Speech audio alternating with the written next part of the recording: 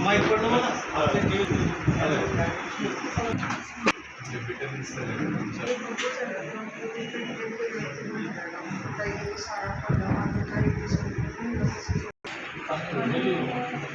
करायचं असेल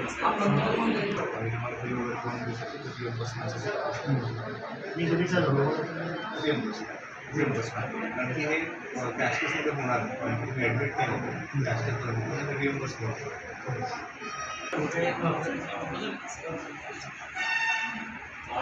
ब्रेनचं गरज नसते जोपर्यंत वाटत नाही काही प्रॉब्लेम ब्रेनची गरज नसते हार्टचं बघून घ्यायचं कोलेस्ट्रॉल बघायचं थायरॉइड बघायचं आणि शुद्ध रक्ताची तपासणी आणि बीज तपासणी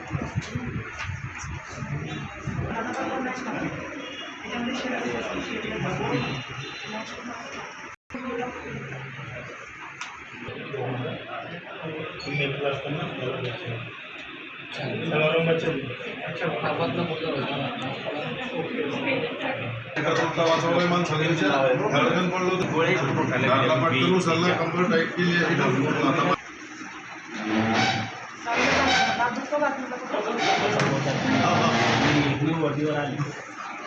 तुम्हाला जास्त महत्व आहे. राम गीते, मी स्थानिक गुन्हा शाखेचा प्रमुख आहे LCB बुलढाणा. मी आज रोजी आमच्या येथील माजी पोलीस अधिकारी आणि कर्मचारी यांनी या ठिकाणी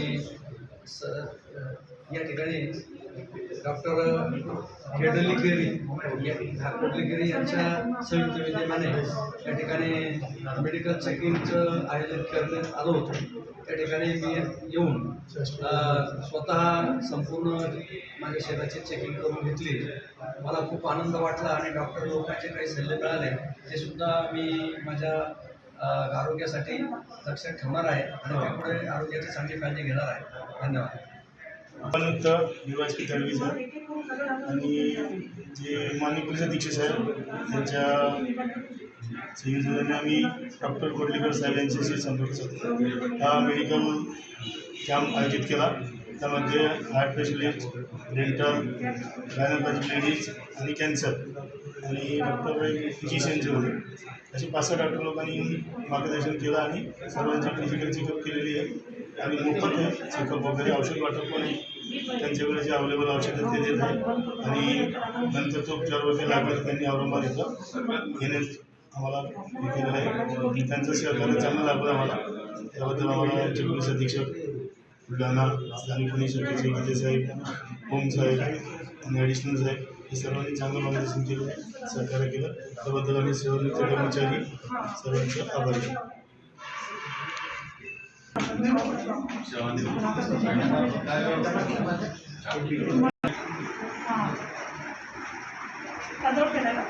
हात लावला असेल तर त्याचा विषय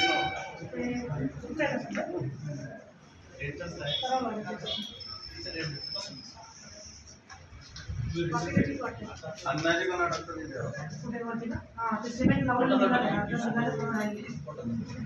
शुगर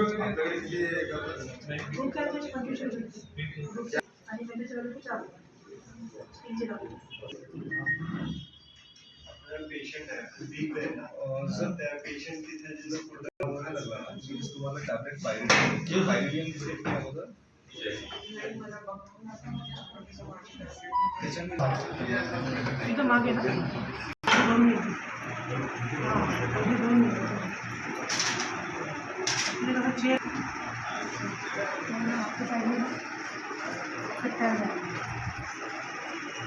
इंजुरी पण झाली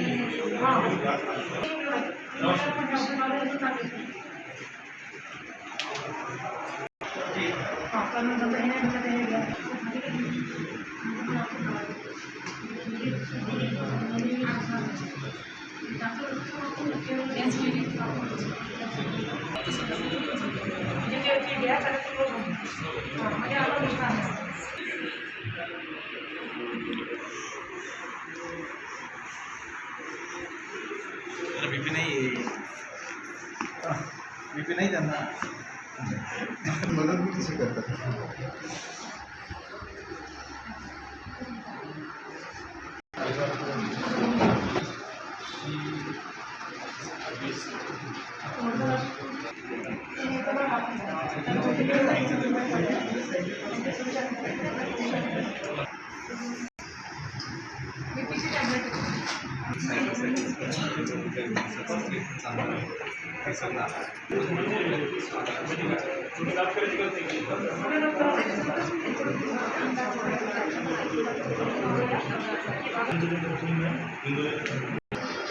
मलाच नाही कळलं ॲक्शन वगैरे काढणार आहे.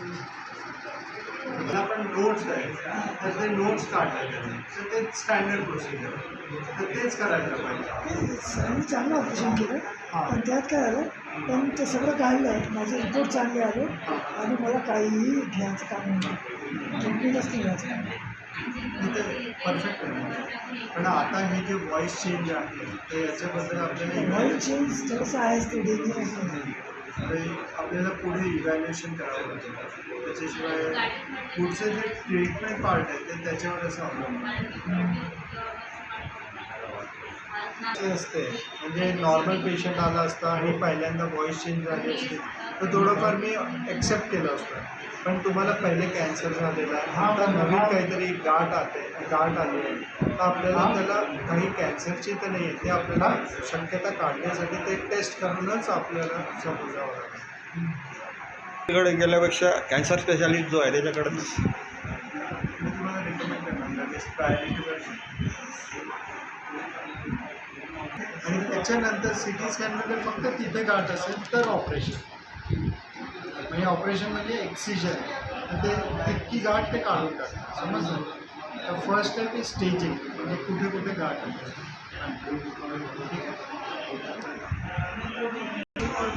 कोंडलीकेरी मेमोरियल हॉस्पिटल औरंगाबादचे संचालक डॉक्टर अमय कोंडलीकेरी आज निवृत्त सेवा पोलीस अधिकारी व पोलीस अधिकाऱ्यांसाठी कर्मचाऱ्यांसाठी जे आरोग्य शिबिर बुलढाणा दीपक हॉल इथे आयोजित केले होते तेथे आलेले आहेत.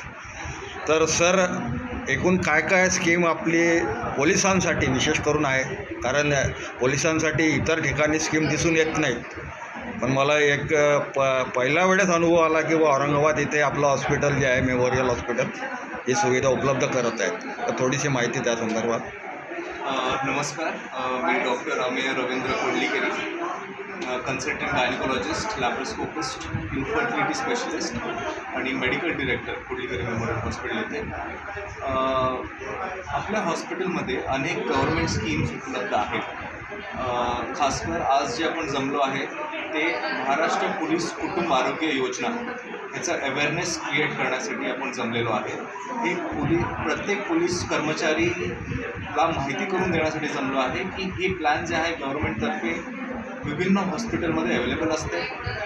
त्या हॉस्पिटल्समध्ये अनेक प्रकारच्या सुविधा उपलब्ध असतात आणि बरेच डिसीजेस किंवा बाकी दुसरं कोणतेही शस्त्रक्रिया जर करून घ्यायची असेल तर ती पोलीस प्लॅनच्या अंडर होऊ शकते. अशाच प्रकारे आपण जमलो आहे. मी स्वतः गायनिकोलॉजिस्ट आहे, डॉक्टर राधा मॅडम पण गायनिकोलॉजिस्ट आहेत, आमचे कॅन्सर स्पेशलिस्ट पण इकडे अवेलेबल आहेत, डॉक्टर झवर साहेब, डॉक्टर अभिनव झवर साहेब अवेलेबल आहेत, डेंटिस्ट सर पण अवेलेबल आहेत. ह्या सगळ्यांनी मिळून एक होलिस्टिक हेल्थ अवेअरनेस कॅम्पेन आणि हेल्थ चेकअप कॅम्पेन हे पोलीस कर्मचाऱ्यांसाठी ठेवावं अशी आमची खूप दिवसापासून इच्छा होती. ती आपण आज पूर्ण केली. म्हणून मला खूप बरं वाटतं की आपण इकडे काहीतरी असं कार्यक्रम आयोजित करू शकतो ज्याच्या निमित्ताने मला पोलीस कर्मचाऱ्यांशी भेटणं होईल, त्यांचं आजार दुःख समजून घेणं हे मुमकिन होईल आणि त्यांना ट्रीटमेंट जेवढी होती तेवढी पॉसिबल आपल्याला देता येईल. बिलकुल खरे पाहता prevention is better than cure असं म्हटलं जाते. तर लोकांनी हेल्थ कॉशियस व्हावे आणि काय दक्षता पाळायला हवी त्यांची अवेअरनेस वाढवण्यासाठी तुम्ही काय शेवटचा सल्ला द्याल त्यांना? माझा सल्ला हाच आहे की कोरोनाच्या काळी नंतर आपल्याला हा हेल्थ अवेअरनेस खूप उभरून आलेली आहे. सगळेच आजकाल हेल्थ कॉन्शियस झालेले आहेत. त्यांच्या डाएटबद्दल, त्यांच्या एक्सरसाइजबद्दल, जे तपासण्या करून घेण्याबद्दल झालेलेच आहेत. पण 3 गोष्टी आपल्याला खूप महत्त्वाच्या आहेत: डाएट, एक्सरसाइज आणि वेट कंट्रोल करणं. जर डाएट तुमचं चांगलं असेल आणि तुमचं डाएट प्लॅन चांगलं असेल, वेळोवेळेवर तुमचं डाएट व्यवस्थित होत असेल आणि त्याच्यामध्ये फॅटी फूड्स कमी असतील तर you can have a healthier lifestyle as compared to people who do not have good diets. Weight reduction, weight restriction हे सगळं तुम्हाला आपल्याला पाळावं लागतं आहे. आणि एक्सरसाइज ही खूप महत्त्वाचा भाग असतो, ते आपल्याला निमित्ताने आपल्याला करावं लागेल. Thank you very much doctor साहब, धन्यवाद. Doctor Abhinav Jawar, cancer specialist, आज हमारे साथ में है, जो कि औरंगाबाद से आज जो पुलिस कुटुंबीय है उनके लिए जो आरोग्य शिविर लगाया गया था चेकअप का, उसके दौरान दीपक हॉल में आज वो हाजिर है. तो सर, कैंसर के बारे में क्या प्रिकॉशन हमने लेना चाहिए, क्योंकि कैंसर जो है वो किलर डिसीज है आज, और इंडिया में यानी काफ़ी ज़्यादा इसका मेरे ख्याल से इंडिया जो है अपना वो काफ़ी ऊपर के इस पे होगा कैंसर के बारे में. तो क्या क्या प्रिकॉशन लेना चाहिए मतलब? थैंक यू मुझे ये अपॉर्चुनिटी देने के लिए. कैंसर एक खराब बीमारी है, ये बिल्कुल सही बात है, लेकिन उसका अगर निदान सही टाइम पे हो जाए, कौन से स्टेज में निदान हो, तो उसका ट्रीटमेंट किया जा सकता है और वो क्योरेबल है. ऐसा नहीं है कि कैंसर मतलब कि मृत्यु ही है, अगले 6 महीने में पेशेंट का मृत्यु होगा, ऐसा नहीं है. कैंसर का अगर सही टाइम पे निदान कर लिया जाए, ट्रीटमेंट शुरू कर दी जाए, तो डेफिनेटली क्यूरेबल है.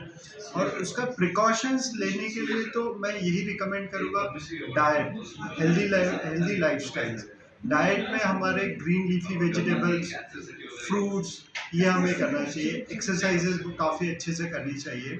That would be my precaution. Yoga वगैरह ये सब. और डेफिनेटली अल्कोहल और स्मोकिंग, टोबैको, ये बिल्कुल हमने स्ट्रिक्टली नहीं लेनी चाहिए, क्योंकि डेफिनेटली उससे कैंसर होता है, ये प्रूवन है. और ये भारत में जो है ये सबसे ज़्यादा कैंसर तंबाकू के कारण ओरल कैंसर बहुत होता है पेशेंट को. तो और स्मोकिंग से लंग कैंसर, पैनक्रियास का कैंसर हो सकता है.